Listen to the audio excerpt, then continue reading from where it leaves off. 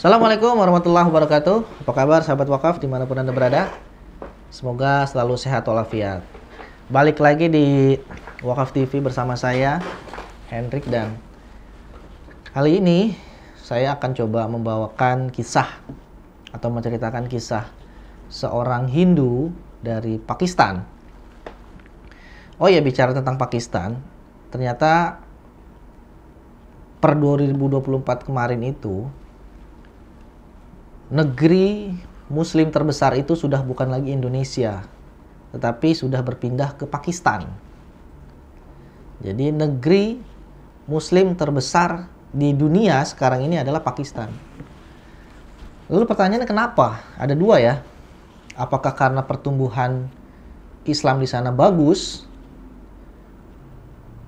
Atau yang kedua, banyak orang-orang di Indonesia yang dimurtadkan. Banyak orang-orang Muslim di Indonesia itu dimurtadkan. Ini ada dua faktor atau dua indikasi ya. Pertama, apakah orang-orang Pakistan itu banyak yang mualaf, atau yang kedua, banyak orang-orang Muslim di Indonesia itu dimurtadkan. Nah, kalau kita berkaca dengan negeri kita sendiri di Indonesia, memang pemurtadan itu sangat nyata terjadi. Saya yang sering ke pelosok-pelosok ya, terutama daerah-daerah di timur, bahkan ya nggak usah sampai timur lah, di daerah Jawa Tengah itu sendiri juga banyak sekali. Yang sering itu di pelosok-pelosok, seperti di lereng Gunung Merbabu, Merapi, kemudian yang ada di Cianjur di Jawa Barat, itu kan gencar sekali pemurtadan di sana. Ini cukup menjadi kekhawatiran kita lah ya harusnya ya. Jangan sampai kita lengah dengan aksi-aksi baru terkait dengan pemurtadan. Banyak loh orang-orang itu di beberapa pondok pesantren, ketika bulan-bulan Desember itu tiba, mereka tuh nggak sadar menyanyikan lagu-lagu Jingle Bell gitu kan. Kemudian menyanyikan lagu-lagu rohani Kristen gitu. Ini kan sangat-sangat mengerikan gitu. Bahkan para misionaris itu sudah sampai ke pesantren-pesantren loh. Dan kalau nggak salah, waktu itu saya pernah melihat yang namanya sebuah pesantren, namanya Pesantren Lintas Agama. Saya pernah lihat postingan itu. Nanti coba teman-teman cek ya, Pesantren Lintas Agama. Saya tidak tahu persis seperti apa secara geografisnya itu di mana, tetapi waktu itu ada gitu. Dan di situ ada pastinya namanya lintas agama, ada belajar Kristen, ada belajar Islam, Buddha mungkin gitu ya. Dan ini adalah salah satu cara orang-orang atau musuh-musuh Islam yang ingin menjerumuskan umat Muslim itu ke lubang buaya atau ke lubang biawak. Karena kata Rasul itu kan, umat Muslim itu akan mengikuti Nasrani atau selain Islam itu sampai ia ke lubang buaya, ke lubang biawak, maaf. Jadi itulah pengajakan kepada ke lubang biawak itu sudah masuk ke pesantren-pesantren. Maka dari itu kita harus sangat-sangat hati-hati dengan dengan anak-anak kita, terutama orang tua ini. Dan juga kita harus hati-hati dengan yang sedang viral atau apapun itu. Ya, aktivitas-aktivitas mereka itu dibalut dengan aktivitas kita, gitu kan? Jadi kita langsung saja ke videonya atau ke ceritanya. Tapi sebelum masuk ke cerita, buat teman-teman yang belum subscribe, silahkan subscribe channel ini. Kemudian jangan lupa diklik loncengnya ya, biar kalau ada informasi baru dari kami atau konten baru dari kami itu ada notifikasinya.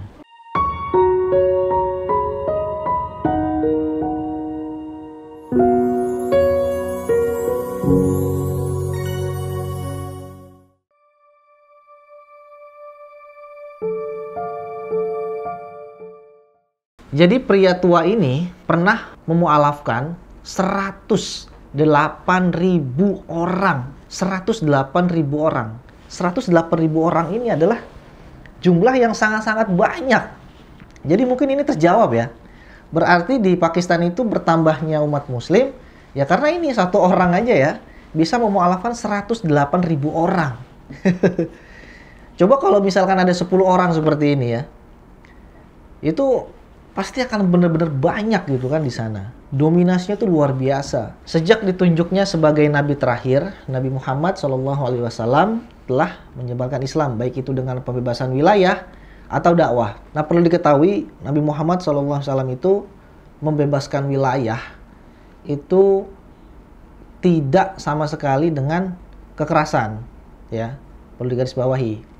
Namun ketika dakwahnya itu memiliki hambatan fisik, seperti contoh misalkan dakwah di beberapa tempat yang terjadi perang, nah orang-orang sana itu ketika didakwahi tentang Islam secara baik-baik oleh Rasul, tetapi malah tanggapan mereka itu keras gitu, malah pengen memerangi Rasul. Nah, perintah Islam, kita jangan pernah memerangi orang kafir. Kecuali ia menyerang kita atau ia memerangi kita. Nah, itu baru boleh tuh. Ya kan? Peran sejumlah muslim dalam dakwah dan pertumbuhan Islam juga tidak dapat kita abaikan. Selama 14 abad, bagi umat Islam, dakwah itu telah menjadi sebagai tugas utama setelah menjembah Allah. Jadi tugas, sebenarnya gini, Allah dan Rasulnya itu telah memerintahkan kita itu untuk berdakwah. Nah, di pikiran kita atau di pikiran kebanyakan orang-orang di Indonesia, dakwah itu harus nyentuh ilmu sundul langit. Enggak lah, enggak seperti itu. Kan banyak tuh ustadz-ustadz besar ya mengomentari banyak artis hijrah yang sudah ngisi ceramah. Loh, memang salahnya di mana gitu? Memang salahnya di mana kalau ada artis hijrah terus langsung disuruh ngisi? Salahnya di mana? Kalau yang dia sampaikan itu adalah kemaksiatan, baru itu salah. Tapi kalau yang dia sampaikan adalah kisah hidupnya, spiritualnya, itu kan bagus. Berapa banyak orang-orang yang berhasil hijrah karena wasilah para artis hijrah ini bercerita, ceramah di depan umum, ya. Jadi kalau ada orang-orang yang mengatakan seperti itu, janganlah artis baru hijrah terus disuruh ceramah. Itu bukan ceramah. Itu bukan ceramah, itu dakwah. Dakwah itu nggak harus menyampaikan dalil. Dakwah itu hanya mengantarkan orang yang tidak kenal Allah jadi kenal Allah, itu cukup. Dan itu ada level-levelnya. Para ulama dan dai mengalami berbagai cobaan dan penderitaan loh. Namun mereka tidak meninggalkan tugasnya yang mulia untuk mengajak orang-orang kafir itu masuk ke Islam. Salah satu dai dari Pakistan tersebut adalah Din Muhammad Sheikh yang dulunya dari agama Hindu. Beliau lahir pada tahun 1942 dari keluarga Hindu di Badin, di Sindh, Pakistan. Muhammad Sheikh masuk Islam 1989 bersama pamannya. Sejak saat itu beliau aktif berdakwah dan membuat lebih dari 100.000 orang masuk Islam. Kalau Ustadz Muhammad Yamin, partner kita atau dai kita di Kalimantan Barat, di Sintang itu, beliau itu alhamdulillah atas izin Allah sudah berhasil memualafkan 2.000 lebih suku Dayak di sana. Kalau ini 108.000 orang. Kita sudah sampai mana? Apakah kita sibuk mencari kesalahan saudara-saudara kita sesama muslim? Atau kita sibuk memualafkan orang? Kita sibuk mengomentari dakwah saudara kita? Atau kita sibuk mendakwahi orang-orang yang belum kenal Islam? Perjalanan Muhammad Sheikh menuju Islam bermula saat ia mulai menginjak masa remaja. Kala itu, Din bisa membaca Al-Quran secara sembunyi-sembunyi. Hal tersebut dilakukannya lantaran Islam bukanlah agama yang diterima di lingkungannya. Ketertarikannya dengan Islam semakin tumbuh seiring berjalannya waktu. Keluarga Din yang mengetahui ketertarikannya dengan Islam kemudian memaksanya untuk mempraktikkan Hindu. Din berkata, "Saya selalu mencintai Islam. Saya membaca Al-Quran dan menyadari 360 dewa atau berhala tidak berguna bagi saya." Keluarganya sangat takut kalau ia itu masuk Islam, terutama ibunya yang menikahkannya berpikir dia tidak akan tertarik pada Islam dan akan sibuk dalam kehidupan pernikahannya. Din menikah dengan seorang gadis Hindu, tetapi kecintaannya terhadap Islam lebih besar daripada gadis Hindu tersebut. Setelah sekian lama, akhirnya dia memutuskan untuk masuk Islam. Keputusan tersebut membuat Din dimusuhi oleh keluarganya, kecuali seorang pamannya yang yang memiliki pikiran yang sama, yakni keduanya bersyahadat pada tahun 89. Tak hanya bermodalkan semangat, sebelum berdakwah, dia merasa dirinya harus memperdalam agama yang baru dipeluknya. Akhirnya, ia berhasil menemukan seorang guru yang bernama Muhammad Jangsi yang mengajarinya Al-Quran dan hadis Nabi Shallallahu Alaihi Wasallam. Lalu, ia memulai dakwahnya di titik pertama, yaitu dari rumahnya, kemudian lanjut ke kerabat, lalu lanjut lagi ke masyarakat. Sejak saat itu, kekuatan persuasifnya membawa 108.000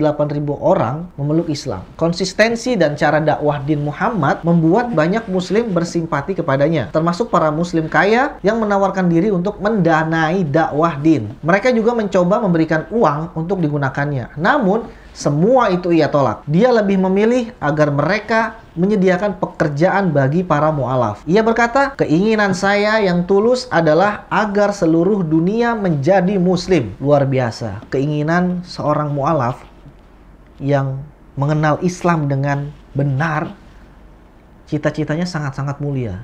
Ingin menjadikan seluruh dunia itu menjadi muslim. Sepanjang pekerjaan dakwahnya, dia mendapatkan ketenaran yang luar biasa dan sejumlah orang mengunjunginya dengan keinginan untuk masuk Islam. Muhammad Syekh membantu mu'alaf dan muslim baru dengan segala cara yang memungkinkan. Ia memberi mereka tempat berlindung dan mengajarkan dasar-dasar Islam dan tidak membebani mereka di awal dengan semua ritual. Melainkan ia menyuruh mereka untuk sholat fardu saja selama 40 hari. Kemudian menambahkan sholat sunnah secara bertahap. Ini membantu para mu'alaf untuk belajar Islam dengan mudah dan sempurna. Ia mencatat semua mu'alaf dengan semua detailnya seperti nomor telepon, alamat, dan lain-lain sebagai pendataan. Dia tidak bermaksud berhenti mengajak masuk Islam dan jumlahnya itu tidak masalah baginya. Dia sangat bersungguh-sungguh dengan apa yang ia katakan. Ia ingin melihat seluruh dunia menjadi seorang muslim. Kita doakan semoga Allah memenuhi keinginannya dan membantunya dalam tujuan mulia ini. Din Muhammad Syekh adalah inspirasi sejati bagi umat Islam.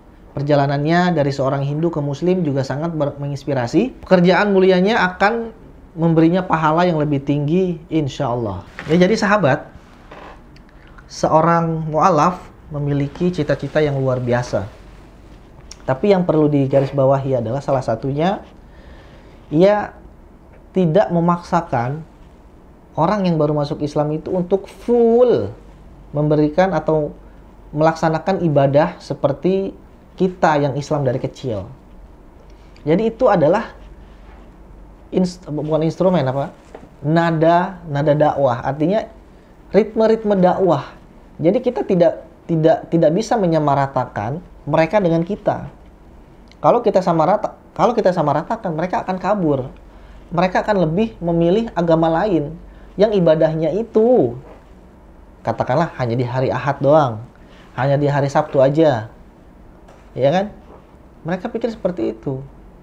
Jadi, ketika kita berdakwah, ya, ketika kita mendengar kata dakwah, itu jangan sekali-kali kita kaitkan dakwah itu dengan mondok selama bertahun-tahun membaca kitab kuning atau sekolah di sekolah Islam terpadu atau harus hafal hadis dulu yang banyak, hafal Quran dulu yang banyak.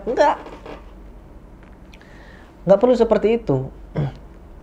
Dakwah itu, kata Allah itu, sampaikanlah walaupun satu ayat. Kalau istri kita, misalkan, istri kita itu masih melakukan riba, kita nggak perlu pakai dalil. Dibilang aja, riba itu menyesatkan lagi merugikan. Merugikannya di dunia dan di akhirat. Kenapa? Kasih tahu aja. Gitu kan? Secara simpel. Jadi kita tuh nggak perlu ilmu sundul langit untuk bisa berdakwah. Karena berdakwah itu adalah kewajiban yang mulia. Coba bayangkan, Hansen, salah satu narasumber mu'alaf kita, itu mendapatkan bulir-bulir dakwah itu dari siapa? Salah satunya dari lagu, dari musik. Musik siapa? Band. Band siapa? Band Wali, coba. Ya. Ada salah satu lagunya yang bikin dia tuh merasa bahwa, oh, ini Islam ya. Sementara ada saudara kita yang lain yang memiliki perbedaan pendapat dengan hukum musik. ada yang mengatakan haram, ada yang mengatakan makruh, ada yang mengatakan mubah, bahkan ada yang mengatakan wajib. Jadi kita tidak perlu menjudge orang harus mengikuti seperti pendapatnya dia gitu. Enggak perlu gitu. Jadi yang harus kita lakukan adalah kita tuh merangkul. Ya. Tidak ada tuh ana khairu minhum, tidak ada. Jadi yang namanya setiap muslim itu seharusnya itu saling berangkulan. Kalau kamu tidak mengharamkan musik tapi malah menghalalkan musik, sementara saya mengharamkan musik, ya sudah, jangan dilepas itu gandengan tangannya. Tetap begini. Gitu kan? Yang suka tahlil sama yang gak suka tahlil tetap begini gitu. Ya kan? Dengan tahlil ada yang masuk Islam, dengan tidak tahlil ada yang masuk Islam. Terus buat apa? Buat apa kita berdebat dengan hal-hal yang cabang-cabang seperti itu? Ngapain? Yang kemarin, yang baru aja menghalalkan rokok, ada yang mengharamkan rokok, ya nggak masalah gitu, ya kan? Nggak masalah juga. Dengan rokok banyak loh yang jadi mualaf. Wasilah rokok nih, wasilah mengharamkan rokok banyak juga yang masuk Islam, ya kan? Jadi Din Muhammad Syekh ini adalah salah satu panutan kita untuk bisa kita jadikan motivasi sebagai menjalankan perintah dakwah dari Allah dan Rasulnya. Jangan lupa like, komen, dan subscribe channel ini. Terima kasih. Semoga bermanfaat. Assalamualaikum warahmatullahi wabarakatuh. Jadi salah satu hambatan di jalannya, ya ini nih. Nah ini salah satu.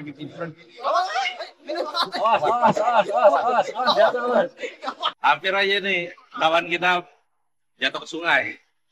Jadi memang salah satu hambatan kita itu kalau masuk ke pedalaman ya seperti ini salah satunya. Belum lagi kayu-kayu itu pada muncul dari dasar sungai. Jadi memang perlu kehati-hatian dan tingkat risikonya juga tinggi, besar ya.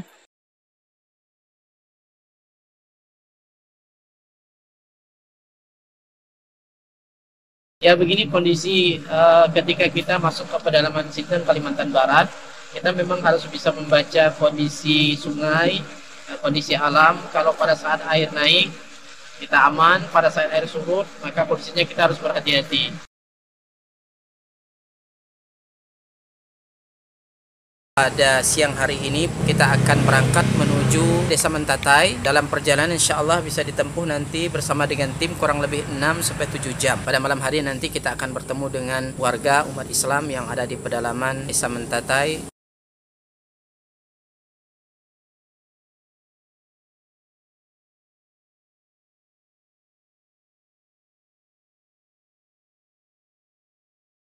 Alhamdulillah sudah kurang lebih 600 mu'alaf yang masuk Islam dengan asbab dakwah ini. Dan tentunya ini tidak hanya sebatas mereka memeluk Islam, tetapi masih banyak PR-PR yang harus kita selesaikan. Dalam hal ini kami membina mereka membutuhkan Al-Quran untuk kita sampaikan kepada mereka yang menjadi sarana mereka dekat dengan Allah Subhanahu wa Ta'ala.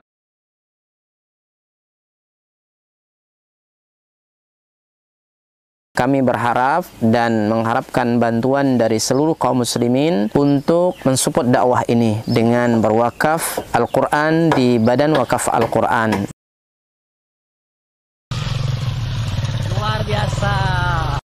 Kaum muslimin yang dicintai oleh Allah Subhanahu wa Ta'ala, perlu kita ketahui bahwa pondok ini sangat dibutuhkan karena memang di sini sangat minim akan bahkan mungkin bukan lagi dikatakan minim, memang tidak ada lembaga semacam pondok pesantren yang berdiri di Desa Nangatempunak ini. Yang kedua adalah kerusakan akidah. Ya, jadi di sini jika tidak ada pesantren ini rusaknya luar biasa. Apalagi memang pemurtatan sangat kuat di Desa Nangatempunak ini. Jadi memang misionaris itu masuk kemari itu dengan materi yang kuat, ya, dengan iming-iming yang kuat. Dengan adanya pondok pesantren ini mengkader anak-anak para mu'alaf ya, dari suku Dayak yang berasal dari pedalaman, ini sangat mudah. Jika mereka sudah belajar agama, kemudian mereka sudah paham dengan agama dan mereka sudah hafal Quran, mereka akan kita kembalikan ke kampung-kampung mereka.